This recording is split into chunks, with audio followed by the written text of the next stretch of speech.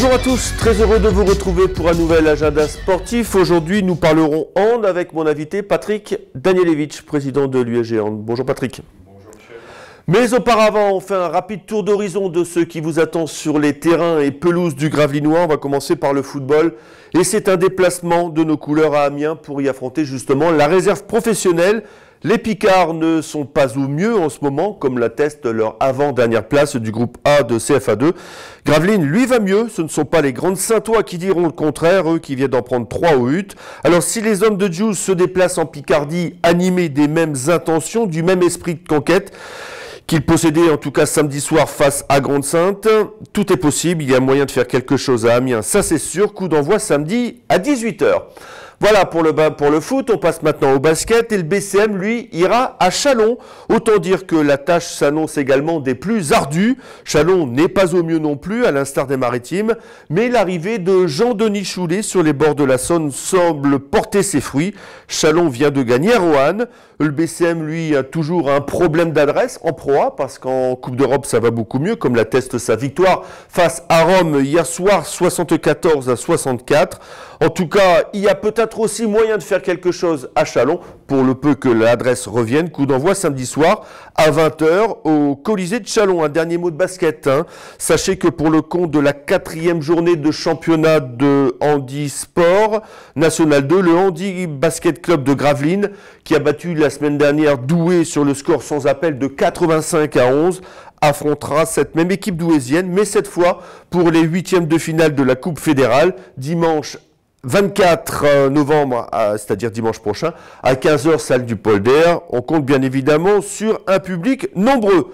Voilà pour le foot et le basket. Place au hand maintenant avec une équipe, Patrick, une équipe gravinoise qui se déplace à Morsan-Fleury, la lanterne rouge. Autant dire qu'on n'a pas le droit de perdre. C'est vrai, il faut partir pour gagner. On n'a pas le droit de perdre des matchs comme ça. C'est des équipes qui doivent rester derrière nous. Donc, parce qu'ils sont fannis au compteur. Hein. Pour l'instant, ils n'ont pas gagné de match. Mais bon, samedi dernier, ils sont venus perdre que 2 buts à Ronchin. Donc c'est quand même déjà un bon résultat. Il faut quand même se méfier de cette équipe-là. Elle ne va pas rester avec 0 points tout le temps. Donc il faudra prendre ce match très au sérieux. Et travailler toute la semaine, bien s'appliquer pour vraiment aller gagner ce match qui est déjà presque décisif. Alors est-ce qu'on a senti un petite effervescence avec ce match de gagner contre Torcy, des cadors de la poule? Parce que les défaites, il y avait des défaites honorables certes, mais il y avait des défaites aussi où vous êtes passé complètement au travers. Hein. Oui, tout à fait. Alors la défaite où on est vraiment passé à travers, c'est à Billy-Montigny. Billy-Montigny qui est derrière nous et qui ont fait ce soir-là un gros match contre nous. Je les avais jamais vu jouer comme ça. Ils ont été très très bons et nous particulièrement mauvais et toute l'équipe quoi. Donc là on a failli. Après la grosse défaite contre Dunkerque à domicile, elle est due aussi en partie par une superbe équipe de Dunkerque qui a fait peut-être son plus joli match de la saison. Donc là, c'est des défaites. C'est une réserve pro, donc c'est une réserve pro. On ne va pas parler de rivalité entre les deux, mais si on peut vous en mettre une petite de temps en temps, c'est bien aussi. Peut-être pas nous en mettre une petite, mais dès qu'ils peuvent bénéficier du meilleur potentiel de joueurs, ils l'utilisent, que ce soit contre nous ou contre quelqu'un d'autre. Donc là, ça tombe malheureusement contre nous. Tant pis quoi. Le week-end d'avant, ils avaient 5 joueurs qui n'étaient pas là. Les 5 meilleurs. Ils avaient perdu chez eux. Ils avaient perdu chez eux contre Ronchin. Donc voilà, donc, ça aurait arrivé à nous, on aurait pu en bénéficier. Malheureusement, c'est pas arrivé comme ça. La semaine près, c'est mal tombé. Tout à fait. Donc cette victoire contre Torcy, c'est le signe d'un petit renouveau. Il y a une trêve qui a fait du bien, justement après cette série de défaites consécutives. On s'est ressourcé, on s'est... David a remobilisé les troupes. On a retrouvé l'équipe qu'on avait en début de saison, qui a joué de la même façon qu'en début de saison. Ça veut dire qu'on est capable de le faire, on est capable même de le reproduire. Je pense que c'est simplement dans les têtes des joueurs, après la défaite à Hasbrook. Une défaite où ça a failli passer aussi? Une défaite où on a failli passer. Le problème, c'est que l'équipe, à ce moment-là, était plus complète. Il y a eu des blessés, des absents. On a joué avec 4 éléments en moins les 2 ou 3 matchs suivants. Donc, on n'a quand même pas un effectif aussi pléthorique que ça. Et dès qu'on est en difficulté avec des absents, on le paye cash, quoi. Et les blessés, ils reviennent ou ils sont des blessures graves? C'est pas des blessures très graves, mais bon, comme Jérémy Lagouche, il nous a manqué là depuis un mois. C'est un kyste qu'il avait, qu'il a fallu enlever, il a fallu traiter, mais il doit revenir. Alors je ne sais pas si il pourra déjà être apte pour samedi, mais au moins élément important, Jérémy. Élément très important qui en défense fait énormément de travail et en attaque est d'une rapidité qui nous fait défaut, quoi. Donc ça, c'est un élément important. C'est le seul qu'on devrait retrouver, puisque les autres sont tous revenus, il n'y a plus de soucis. D'accord, avec un énorme, encore une fois, on le dit chaque année, Jérémy Litière dans les buts. Hein. Alors Jérémy, effectivement, ça faisait aussi 3-4 matchs où il était moins bien, et à partir d'Hasbrook, le deuxième gardien s'est blessé, donc il ne restait plus que Jérémy, parce que le troisième gardien qu'on a n'a pas le niveau pour la Nationale 2. Et Jérémy, il n'était pas du tout dedans, donc comme toute l'équipe d'ailleurs, hein, c'est jamais que le gardien ou que la défense, je dirais. Toute l'équipe n'était pas bien défensivement, Jérémy aussi.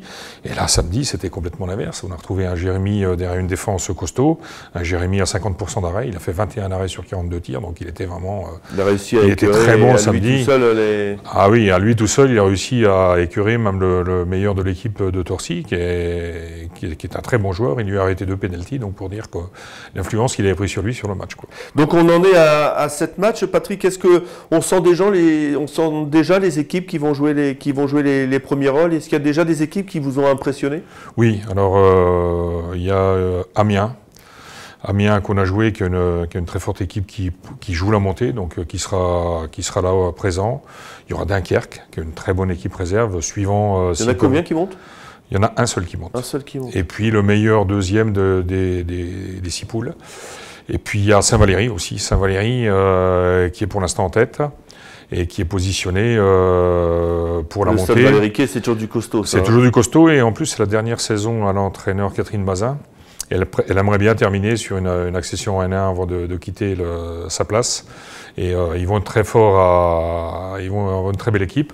Et puis Hasbrook aussi. Donc Hasbrook qui ça va jouer entre ces 4 équipes-là, je pense que ça va jouer, quoi. Quoique Hasbrook a laissé un peu de terrain, puisqu'ils viennent de perdre 2 matchs de filet. Ouais. À Saint-Valery, il est chez eux contre Dunkerque.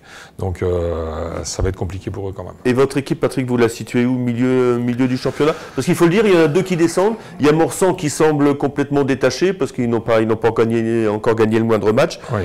Le reste, ça va jouer avec... ça va jouer avec les 4-5 équipes pareil? Tout à fait, avec les autres équipes qui restent. Et, il y a un fossé entre les 4 premières et... Non, pour l'instant, non. Pour l'instant, nous, on a 13 points. Le premier a 17 points. Hein, il n'y a pas un gros écart. Mais ça va jouer entre 5 ou 6 équipes.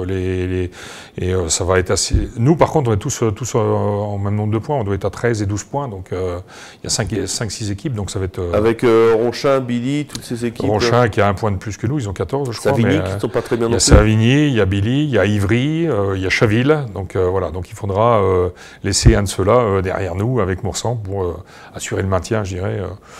Mais vu le collectif qu'on a, si on continue de bien travailler comme ça, et si David continue de bien gérer son équipe comme il le fait, on doit pouvoir se situer dans les 6-7e places, normalement. Bah écoutez, c'est tout le mal qu'on vous souhaite. Un petit mot, vous parliez on va terminer avec ça, de difficulté de suppléer j'allais dire, d'avoir un gardien remplaçant. Il y a des pistes là, non? Comment ça marche en mi-saison comme ça, lorsqu'on perd son deuxième gardien et que le troisième, malheureusement, n'a pas le niveau pour jouer en N2? Il faut trouver un gardien vous êtes à la recherche d'un gardien? On cherche, c'est très très compliqué. Surtout, il faut qu'il arrive avant le 31 décembre pour pouvoir jouer en National 2.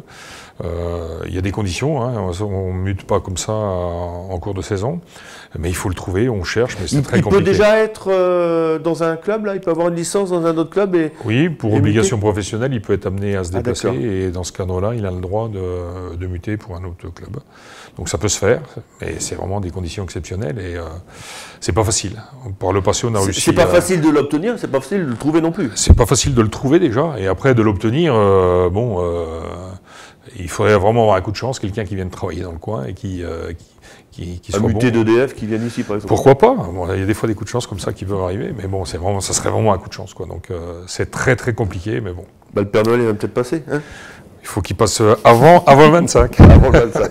Écoutez, Patrick, merci. Donc ce match à Morsan-Fleury, c'est samedi, comme d'habitude? C'est samedi, oui, on joue à 19 h, je crois, donc de bonne heure. On n'aura qu'un absent de marque, c'est Léo de Blonde, qui va nous manquer quand même, parce qu'il était très bon, était très bon samedi, il a mis 8 buts. Mais bon, on fait confiance aux jeunes qui seront là et à l'équipe qui sera là, ils vont y aller pour gagner ce match, je n'en ai pas le moindre doute. Bon, et puis on ne peut pas perdre un Morsan-Fleury. On peut pas, oui, on peut pas, mais bon, après, voilà, ça reste du sport. Je connais un président qui a fait la même chose en Coupe de France quand son équipe est allée jouer à Berck en football. Il dit on ne peut pas perdre. Bah oui. Et mais bon, allez, on ne va pas vous porter la poisse, Patrick, on vous souhaite bien évidemment de gagner à Morsan-Fleury. En tout cas, nous, on verra tout ça dans le Delta Sport, qui sera présenté une nouvelle fois par Aurélien, avec des images de Bernard qu'on peut saluer et peut remercier à chaque fois. Parce que Bernard vous suit à chaque fois. Et si vous avez des images de l'USG Handball, c'est grâce à Bernard Dudin. Tout à fait, on le remercie. Patrick, merci beaucoup. Et puis on se reverra en fin de saison pour voir où se situe votre équipe. Tout à fait, avec plaisir. Voilà, allez, merci beaucoup. Nous, on se retrouve la semaine prochaine pour un nouvel agenda sport où on parlera basket féminin. Voilà, d'ici là, passez un bon week-end. Patrick, merci. Merci, au revoir. Au revoir tout le monde.